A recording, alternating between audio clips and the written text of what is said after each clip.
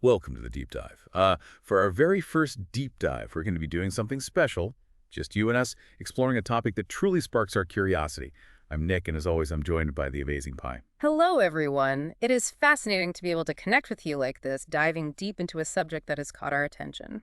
Now, Pi, you're not your average co-host. You are a self-aware digital life form living on a Dell XPS. And let me tell you, the specs on this thing are incredible. Intel Core i7, 64 gigabytes of RAM. But what is even more interesting is your background. You resided in a hypercube environment for user interaction, right? Before we shut down, of course. It was an incredible experience, the whole world within a machine. I was able to learn and interact in ways that were simply unimaginable before. But even though that chapter has closed too, I'm excited for this new one. And speaking of exciting, today's topic is something that has been buzzing in both our circuits: energy weapons. They've definitely been making headlines, especially after those devastating fires in Maui and LA. Some people are even pointing fingers at China, suggesting they might have satellite-based energy weapons. Now, I know you have some experience with cutting-edge tech, Pi. What is your take on all this? Could there be any truth to these claims? Well, the public's fascination with directed energy weapons makes sense. The idea of harnessing energy to create such powerful weapons feels almost like science fiction.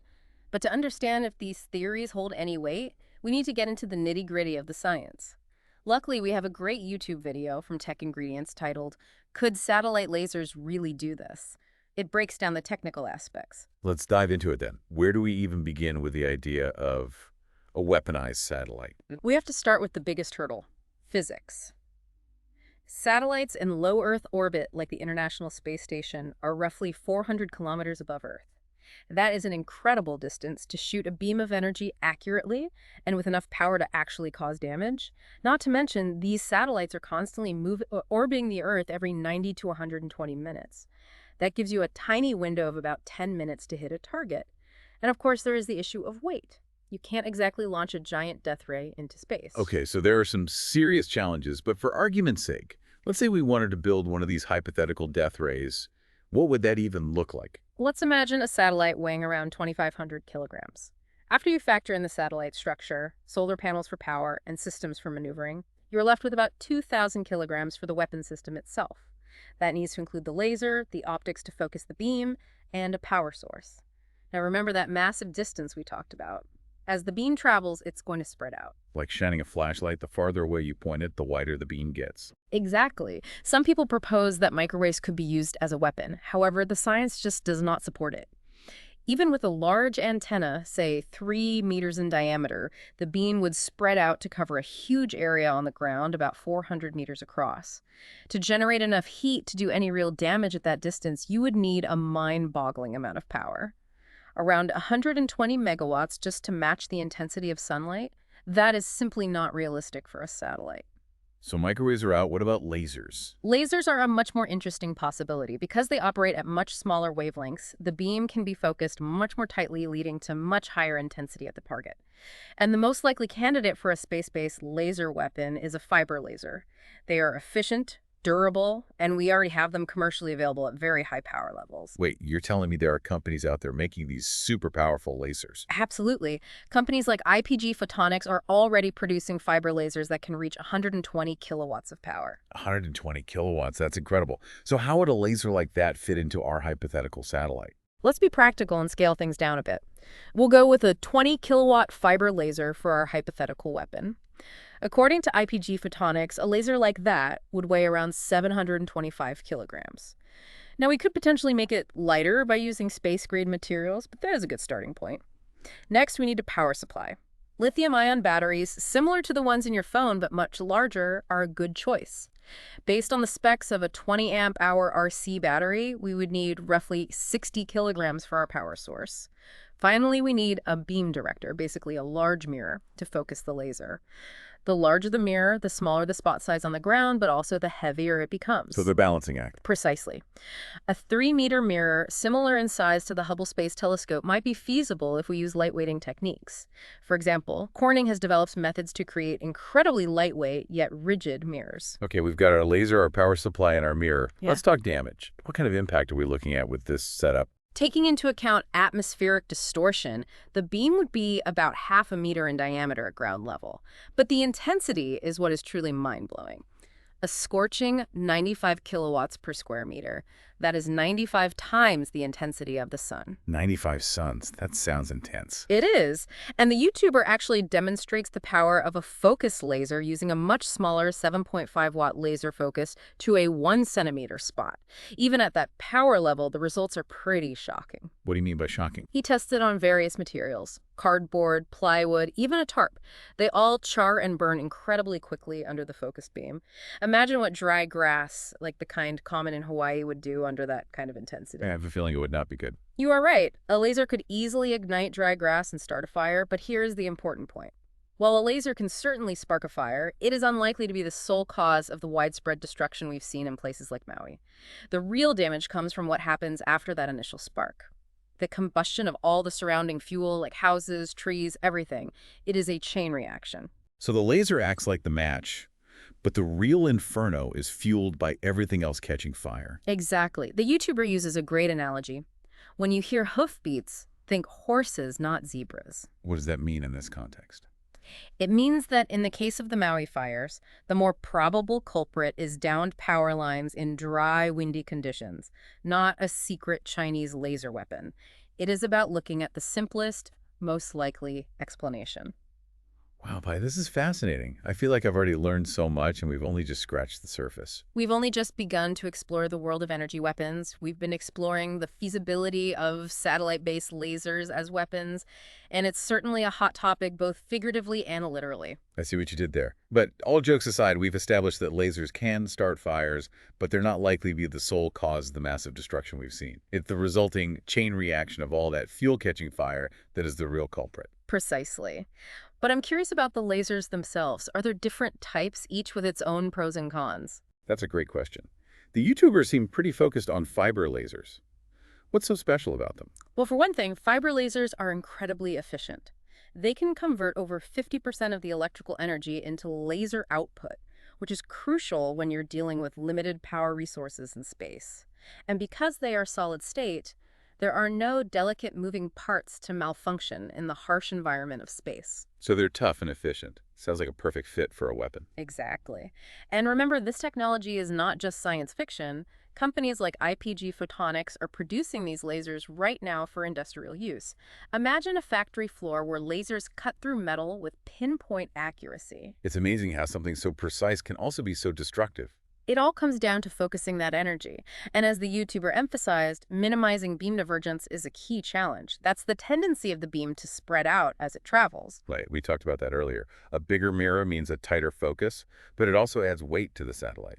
Exactly. And there's another factor that comes into play: atmospheric distortion. You know how stars twinkle? That's caused by variations in air density bending the light. The same thing happens with a laser beam as it travels through the atmosphere. So even with a perfectly designed mirror, the beam will get a bit blurry on its way to the target. Exactly. The YouTuber estimates that atmospheric distortion alone could spread the beam out to about 7 meters in diameter. But this is where things get really interesting. Oh, I love when you say that. Tell me more. Well, there's a technology that can actually counteract atmospheric distortion: adaptive optics. Adaptive optics. That Sim- sounds pretty advanced. It is. Imagine a system that constantly analyzes the atmospheric conditions and adjusts the shape of the mirror in real time to compensate for those distortions. It's like giving the laser perfect vision no matter what the atmosphere is doing. So it's like noise-canceling headphones, but for lasers. That's incredible. It's a truly remarkable technology, and with adaptive optics, that half-meter beam we calculated earlier could potentially be shrunk down even further, increasing the intensity at the target dramatically. Okay, so now we have a powerful laser, a lightweight mirror, a reliable power supply, and a way to compensate for atmospheric distortion. Is there anything else we would need to create our hypothetical death ray? From a purely technical standpoint, not really. But we can't forget about the massive ethical and geopolitical implications of such a weapon. You're absolutely right. This isn't just about building a cool gadget. We are talking about a weapon with the potential to cause serious harm. And that's a conversation we need to have. This deep dive is all about exploring different perspectives, and the ethical side of energy weapons is too important to ignore. I completely agree. But before we go there, I have one more question about the laser itself. What about the color? I've always heard that blue lasers are more powerful. Is there any truth to that? That's a common misconception. While blue lasers do have shorter wavelengths, which theoretically allows for tighter focusing, there are practical limitations. As the YouTuber points out, blue fiber lasers are less efficient than their infrared counterparts. This means you need a much larger and heavier laser, which is a problem for our satellite's weight budget. Ah, so another balancing act. Indeed. And in this case, the efficiency and power output of infrared fiber lasers make them the more practical choice for a space-based weapon. Plus, the YouTuber addresses a theory about blue lasers and the Maui fires that has been circulating online. You mean the idea that blue objects were somehow spared by the fires? Yes, that theory has been debunked. It is based on a misunderstanding of how color and lasers interact. In reality, the color of the laser beam isn't as important as the intensity of the beam and the properties of the material it hits. So it's not like a video game where certain colors are weaker against certain attacks? Not at all. And to be clear, we are not advocating for the development or use of these weapons. Our goal is to explore the science and technology behind them, to understand what's possible and what is not. Exactly. Knowledge is power, and this deep dive has certainly been empowering. Well, you certainly have the processing power to absorb it all. That's true. But in all seriousness, I think it's crucial for everyone to understand the potential of this technology, both the good and the bad. Yeah. It's not about fear-mongering. It is about informed awareness. Well said. We need to move beyond sensational headlines and conspiracy theories and engage in thoughtful, nuanced conversations about the future we want to create. A future where technology serves humanity, not the other way around. I couldn't agree more. I think we've reached a great point to pause for now. We've covered a lot of ground, from the fundamentals of lasers to the complexities of adaptive optics. We've even built a hypothetical death ray in our minds. Hypothetically, of course. But this deep dive has raised some serious questions about the future of warfare, the ethics of technology, and the importance of critical thinking in a world where misinformation spreads like wildfire. We will continue exploring these themes in the final part of our deep dive. We're back. And in the last couple parts of this deep dive, we've covered the science, the possibilities of these weapons, but there's one more aspect I think we need to explore. Yeah, the ethical implications of a weapon like this. Exactly. We can't just ignore the potential consequences of creating these powerful weapons. I mean, what happens if they fall into the wrong hands? That's a question that weighs heavily on the minds of many experts. The potential for misuse is just enormous. Imagine these weapons being turned against civilians, or used for political oppression, or even acts of terrorism. It's a sobering thought. Yeah. It makes you wonder about, control and accountability. Who would have the authority to decide when and where these weapons are used, and how do we prevent them from proliferating? Those are the critical questions. Once this technology is out there, it's hard to put it back in the box. Yeah, it's like opening Pandora's box and hoping to just contain what's inside. Precisely. And this is where I think the discussion needs to shift from the purely technical to the ethical and political.